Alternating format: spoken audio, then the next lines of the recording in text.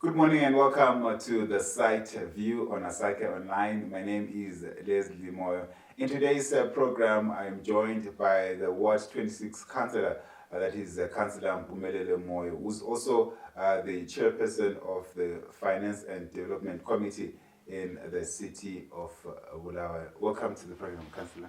Thank you very much, Mr. Moyo.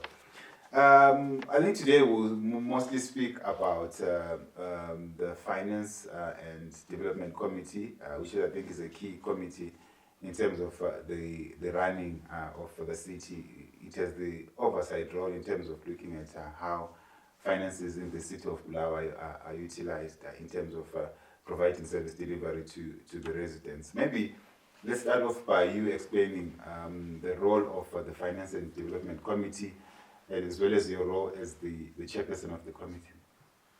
Okay, thank you very much. Okay, the Finance and Development Committee is the one that houses the budget for the city of Bulawayo, and it also makes sure that it follows the guidance statutes of the financial government statutes and all adherence. Then also we make sure that we approve any other department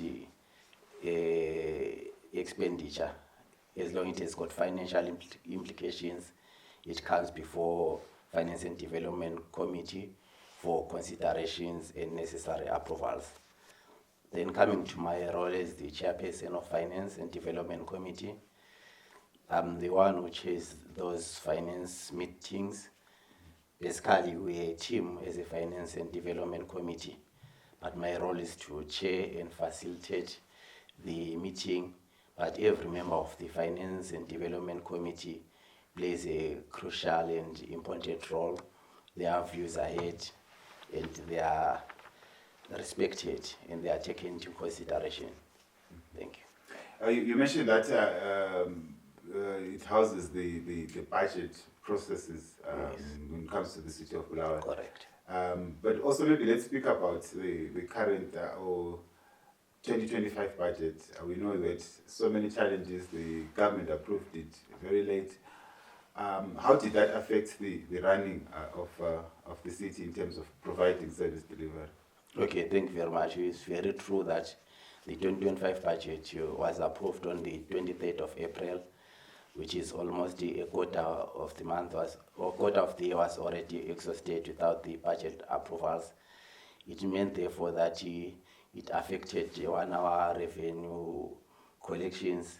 We had anticipated to collect a dollar levy for the road levy and a dollar for the water levy. So before the budget, we couldn't collect those levies, which means it has got a multiplier effect. When we're talking of those levies, we're looking into the rehabilitation of our water and sewer infrastructure and our roads. So which means almost a quarter of a year we did not collect those monies. And also it meant that our capital expenditure, we couldn't do any capital expenditure. Basically we're undertaking recurrent expenditure or revenue expenditure. But as for capital expenditure, we are on standstill waiting for the necessary budget approvals from the ministry. Yeah, it affected us even in terms of the city employees' welfare. Nothing could be discussed outside the budget, and their workers' committee were not happy with that. Basically, those were steps that other stakeholders engaged on, but we encourage the stakeholders to make sure that they object the budget within the objection period. The objection period is given after the city flights is budget, proposed budget. So the CITE, they came late, but going forward, we like to engage them to make sure that they are part of the budget processes and the crafting processes. We always invite all the stakeholders, and in the event that maybe the stakeholders were not privy to be part of the budget processes, they should also object within a reasonable time that is put by the ministry. Thank you. Recently, the city conducted the budget review process, the midterm budget review process.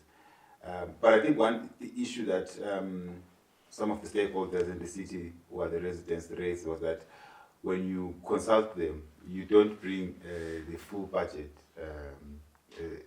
but you come up with a PowerPoint presentation and maybe explain to us why is it so? Why doesn't the city then avail a full budget to containing all the figures, so that at least the stakeholders that you mentioned, whether they are business sector, the residents themselves, and other key sectors in the city, can also scrutinize the budget and offer their views? Okay, thank you. No, normally our consultation meetings will be maybe having 2-hour time frame. So that's why we just do the PowerPoint presentation highlighting some of the important takeaways from the budget. But the budget, once it's approved, is there in the public domain, just like the national budget for the country. It becomes something that is there for everyone. Even if you Google it on internet, it's a public document. So maybe at times we get even the full budget, which we share with the residents. But unfortunately, during those consultation meetings, the time will be so limited. 2 hours, you can't go through the budget. That's why we use the PowerPoint slide to share the critical information. But the budget is there for everyone to request it. If they can't maybe cook it, we are there to share it, because it's a public document for everyone. Yes. And what role do those midterm budget review processes play? Because the residents have always complained that our views are never accepted by council. We attend those budget consultation meetings, but the council will come with their own list of priorities to say, okay, these are the priority areas that we want to focus on this year. How important are these budget review processes? Okay, budget review processes are very important and key for the city so that the residents stay engaged. They see how their finances have been utilized. But more important, what at times causes the divergence or the non-implementation of some of the things that the stakeholders or the residents would be advocating for. It comes to the issue of revenue collection. We are ambitious as a city. Yes, the residents also put their inputs in those budgets. But when it comes to collection, which is my role and the role of the residents, that we pay our bills, at times we fail to pay our bills on time. Our collection is at 69%, which means that we can then not implement everything that is included in the budget processes or in the actual budget itself. Will be short of the finances. So therefore I urge my fellow residents, I myself included, that we should always pay our bills on time.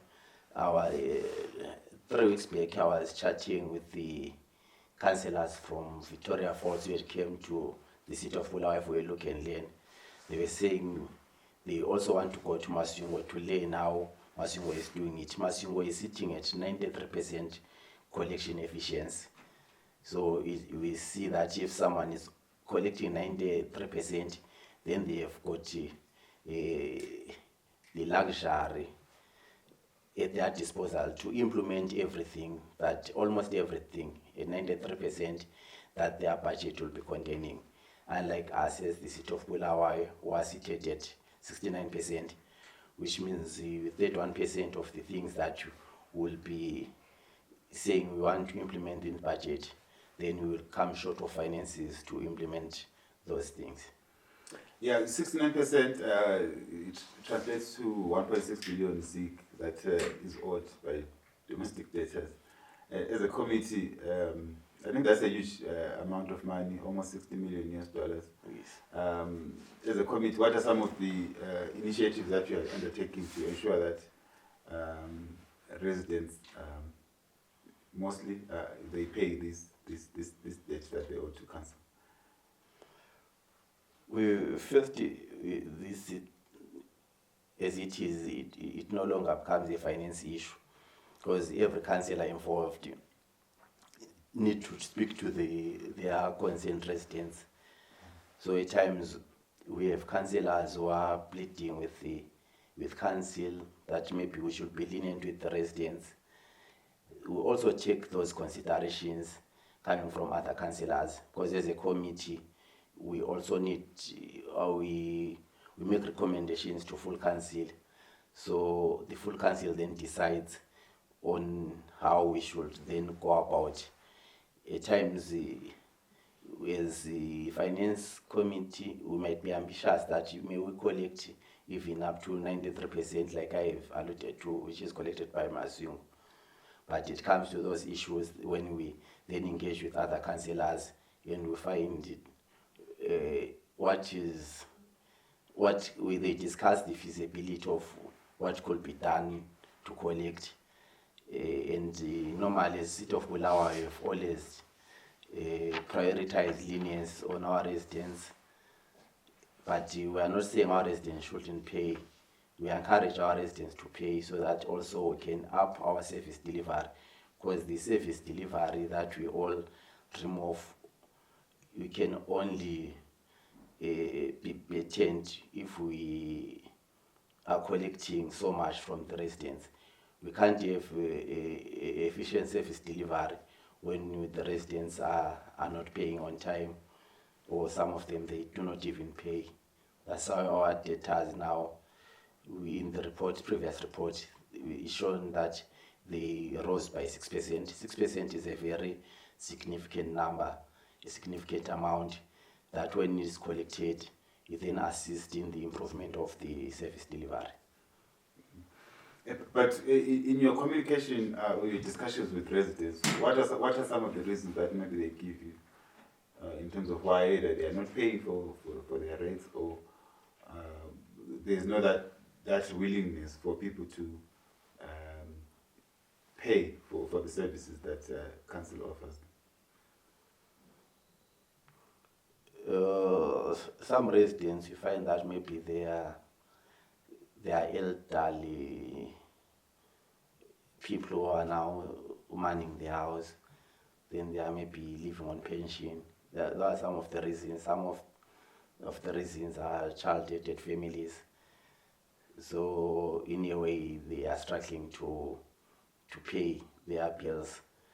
But you also, as the CITE of Bulawayo, we have got a facility where the elderly should approach City Council to apply for rebates in their rates, and also encourage the residents to go to social welfare and seek assistance.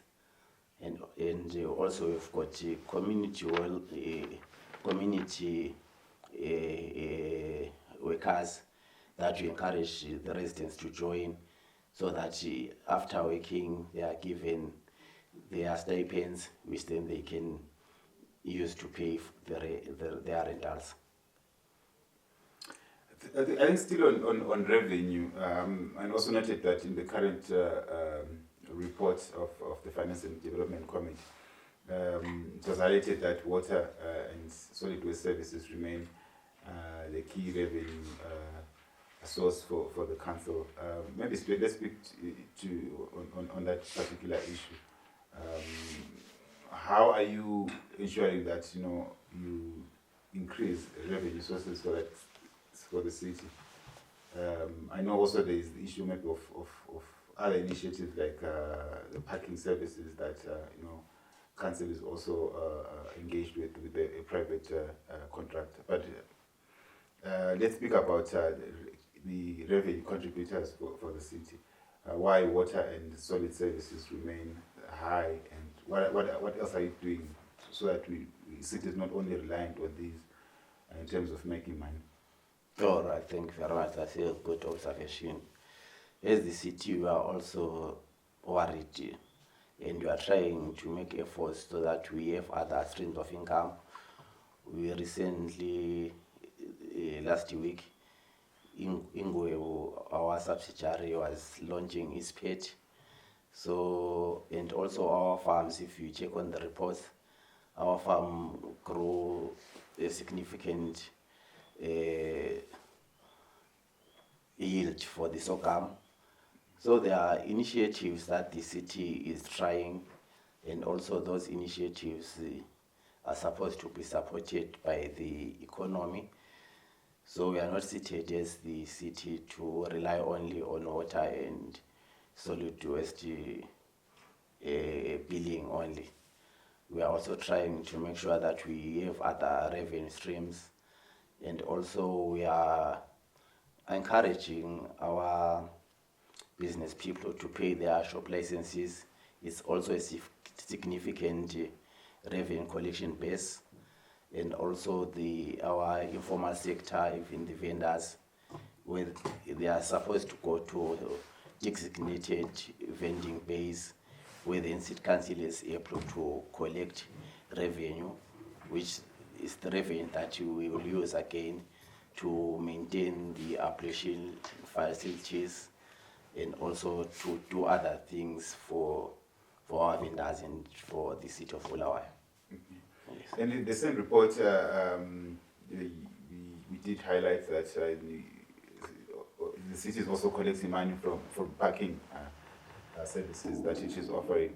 Almost 100,000 was collected in the month of May from parking, clamping, and storage services. And I think the key question from residents has always been, where is that money going to? Because, we don't see that much improvement in terms of our road infrastructure, especially in the CBD. We find in some parking bays there are no markings, people are being claimed because the lines are not visible. So someone ends up paying $25, $30 in terms in fines. Where is that money going to? Okay, the TTI money is ring-fenced as per the contract, and it's supposed to make sure that it creates some parking bays and also some roads in the CBDs. They are rehabilitated from that fund. However, if you look at, for instance, if you are saying we are collecting, for the month of May, collected 95,000. 95,000, let's say it's almost 100,000. To make it 1 million, you need about 10 months. When you've got 1 million, our engineers, they tell us that to construct a road costs about 1 million. Sorry, a kilometer of a road costs about 1 million. So you see that at times we may think that it's a significant amount that we are collecting as a city. But when you look at now, after 10 months you can only construct 1 million. You can have 1 million, you can construct a 1 kilometer of a road. A 1 kilometer of a road, comparing to the state of our roads now, is very insignificant. But we have seen the roads that you have constructed. We have constructed the road at Rengini, at Monarch. We have constructed a road at George Slundika. We have constructed a road at Wevali. Now we are constructing a road again in Lobengula and Third Avenue there about. So those roads, the construction of a road, like I've alluded to, is very expensive, it's capital intense. So bearing to the collections vis-a-vis the finances that are required, I think we are doing very well as a city. But there is a room for improvement, that maybe we also try to have priority roads, like maybe instead of doing George Slundika Road, we can then do other busy roads, for instance, like 4th Street Road. That's my thinking. Thank you. All right, and also one area that I think we may need to speak about is the issue of staff shortages. I noted that in your report you highlighted that a significant portion of your money that you were collecting was also going to overtime because of staff shortages, where people now have to work overtime, but that it comes at a cost for council. Are there ways maybe of trying maybe to cover those gaps that you highlighted in your report in terms of staffing, so that at least the council saves some of the money that goes to overtime? Okay, if you look at practically, if you are saying you are in short of staff and you are paying overtime to our staff, it means there is a balancing effect. In the event that we are no longer paying the overtime to our staff, but we are saying we are engaging others, we are hiring more staff, it means even our expenses will still be at par, because the staff that is coming doesn't come for free. But overtime is something that you can not wish away from. For instance, we had a water burst that was significant in CLR Mpumelelo Road. That water burst needed people to work day and night. So those are some of the costs that you can not then ignore or erase completely. Also, at times when it comes to roads, there are strategic roads that needs to be done, maybe particularly on a Sunday when it's not busy. So it's overtime that you can then not wish away, because that thing should be strategic. You can't close a road on a busy Monday morning, then saying we are doing some works there, maybe if they are temporal works, if it's not being closed for a longer period. So we cannot wish away overtime, but we can always try to minimize it. And our HR, I think, is also vigilant to make sure that it pays overtime that is necessary and with justifications, so that the residents' money is saved. Yes. All right, let's move on to the water utility. There have been discussions whether it's water privatization, the discussions around the water utility. There's also the proposed glass block dam, which I think are some of the initiatives that council is trying to do, especially when it comes to the provision of water, which I think remains a challenge to the city of Bulawayo. But maybe let's speak to that. Where is council at right now? Because I know the consultations that were done earlier where council tried to engage residents on the water utility. Maybe you can maybe update us on how far the council has gone on that. Okay, thank you. Maybe on your water utility, let me first bring some background to it so that we understand it. As the city of Bulawayo, we have got a population of about 700,000 people, and we have got 6 dams, which are in Matebelele South, namely in Siza, Nyankoni, Lower Ncema, Upper Ncema, Mchabazi, and Zingwane. Those are our 6 dams that are supplying the city, and they've been supplying the city for some of them. Maybe the last built dam was Mchabazi, which was built around 1990 something. But if you see the city, the tendency of building and constructing a dam after every decade, after every 10 years. So the population is growing. Look, now we have got suburbs like Cllr Park, Mkanwini, Mahachula East, and a lot of suburbs which are coming up, which are causing the population to grow versus the same infrastructure that has been there for some decades. Then the net effect of that is that as a city, we've got a demand of 150 megaliters per day, but the supply dams that I have alluded to can only supply between 90 to 110 megaliters per day.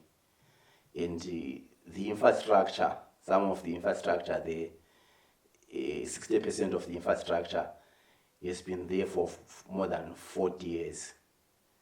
So which now means, one, you've got incapacitation of supply versus the demand because of the population of growth, but the supply terms are still the same.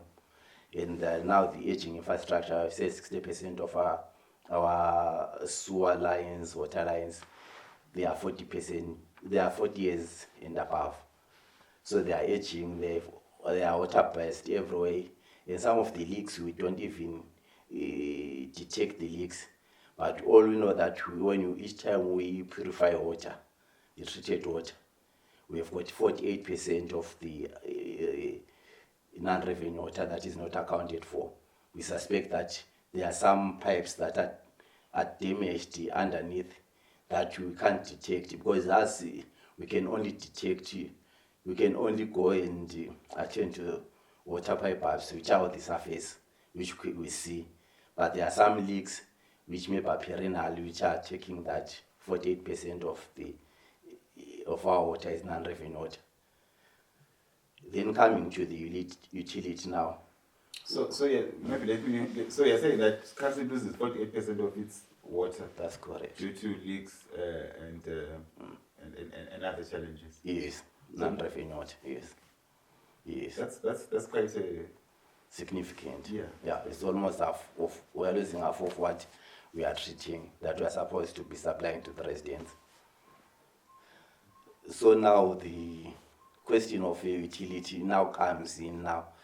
We are saying, one speaker says doing same thing over and over again, expecting different kind of results is insanity. So as the city of Bulawayo, I have laid down our challenges. Then we are now saying, should we just then fold our hands and continue the status quo where we are not able to supply our residents because we are producing at maximum 110 megaliters per day against the demand of 150 megaliters, which the demand can always grow because the city is growing and the city is expanding. So now we are saying let's have a utility so that it bridges the gap. As the city of Bulawayo, we are realizing that accelerated learning is the only key to our challenges. If we do not learn to overcome our challenges, we'll have a challenge because you will find at a time, at a certain point in time, we'll have our infrastructure collapsing maybe at one go, and this will be a catastrophe for the city. And the government now is also saying, local authorities, we want to monitor you because we think we are not pushing very hard to have new initiatives that are going to solve your problems. If you look on the 1st of November 2023, the president of Zimbabwe, President Iti Mnangagwa, launched a call to action which says no compromise to service delivery for the cities. Now again, Honorable Minister of Local Government and Public Waste, Cllr, have launched again another minimal service delivery framework to ensure that they come up with the measurable deliveries that they measure for all local authorities. And the Attorney General report came last week. We showed that only 195 projects or initiatives were complied to by the local authorities against 639 projects that the council or local authorities should adhere to.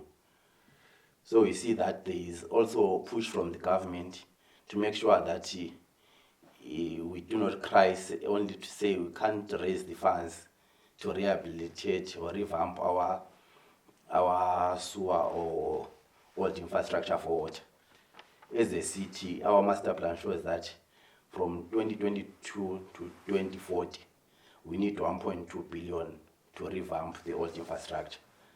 So then we are saying, how can then we attract funding to make sure that we get 1.2 billion? Then there is when experts now comes in to assist us to say, form a water utility. A water utility will assist you, one, to attract revenue from grants and even from loans, because once you separate your collections, if it's a utility is a standalone, they see that there is a mechanism where you can collect revenue and repay the loans. So it's easy to attract such funding. You can't go to a bank now and say you want 1.2 billion.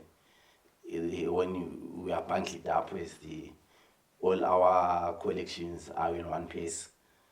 But when the collections are separated and we've got a utility which can then service these loans, that infrastructure, then we have a chance to revamp it to get that 1.2 billion, and we've got a chance that finances are ring-fenced to then pay back the loans. That's why we are now advocating for utility. The utility came from water experts, the German company called Veil. They've been assisting the city of Bulawayo and also the city of Mtare with all the feasibility studies and other necessary reports. I think everyone now understand the need for the utility and how it is going to help sort out our problems. If we've got a revamped infrastructure, which is now aging, the 48% of the non-revenue water that I alluded to, it means then is then addressed and is catered for, bringing a fair chance to the residents to get water 24/7. Maybe for now I can stop here. Thank you. But at what cost? At what cost to the residents? Because I remember having discussions around the glass block there that there will obviously be an increase. I think it's 16 cents that will come in when that dam comes into line. But so the utility comes at what cost? Obviously, the company that you engage it's not offering its services for free. So maybe if you are privy to the figures, at what cost will come to the residents? If you read history, if you're a student of history, do you know of Asian takers? Asian takers are countries like Singapore and South Korea, which were once third world countries. Then they made an effort, like an ambitious effort, that they wanted to be first world countries. And now they are first world countries. So there's the city of Bulawayo. We're having an ambitious drive, which is a dream that can be achievable, that we had perennial water challenges. Since I grew up, I knew that we had challenges with water. Now it's exacerbated because of prolonged droughts, climate changes. The water situation can only get worse. Then coming to say at what cost for the water utility. Water utility is not coming at a cost, but it's just the separation of the water and sanitation department to make sure that it becomes a company that is wholly owned by CITE Council, a company that will achieve agility in terms of decision making and maybe in terms of paying even its contractors. Like I also alluded that it will even attract other funds that you are not able to attract now as council. So it's not charging residents anything. It's just the separation like we had with Ingwe when Ingwe was moved to be its own entity that is 100% wholly owned by council. Now, unlike a situation where we say we are using a committee system in the council, which comes to full council, a decision can be made at a minimum of 1 month. But if you have a utility which is agile, a standalone, but 100% owned by council, it first implements its decisions, then report to council what they've implemented. So decision makings are made faster, the procurement processes are made faster, and a whole lot of things, they are faster when it's a utility rather than when everything is bundled together as council. Then Class Block Dam is a separate undertaking that is different from the utility. Class Block Dam we are adding another dam. We are proposing to add another dam, but that's the arrangement between Zinwa and the contracting company, Cllr. As the council, what we are required is to make sure that we undertake that we are going to be off-takers of that water, because the Government Act is clear. All the water bodies and the water inside those water bodies are owned by Zinwa, as we just off-takers. Yes, agreeable. We had some consultations, and it was clear to every residents, to everyone, stakeholders, that the water coming from Class Block will increase our charges by 16 cents. That's correct. But now we are saying vis-a-vis what the sufferings of not having water compared to charging an additional 16 cents while you have got water. Which one is better? When you are comparing the two, the residents we consulted, and they were clear, they said, if you are to give us water and we are currently have water at an additional cost of 16 cents, we rather have water and pay an additional 16 cents. Because now the residents, some of them, they are buying water from the people, private companies who sell water. So you find that 16 cents is even insignificant compared to the purchases or the expenditure that they are already incurring. All right, I'm sure we'll have another sit down very soon to discuss the progress in some of the projects that you highlighted in this discussion. But thank you so much, Councillor Moyo, for taking your time to sit down with us and just update us on some of the things that are happening in the city of Bulawayo. Thank you so much for joining us in this episode of the CITE View. I was in conversation with Councillor Mpumelelo Moyo, who's the Ward 26 Councillor for the city, and is also the Chairperson of the Finance and Development Committee that is in charge really of the budgeting processes in the city of Bulawayo. Let's meet again in the next edition of the CITE View. My name is Lesley Moyo.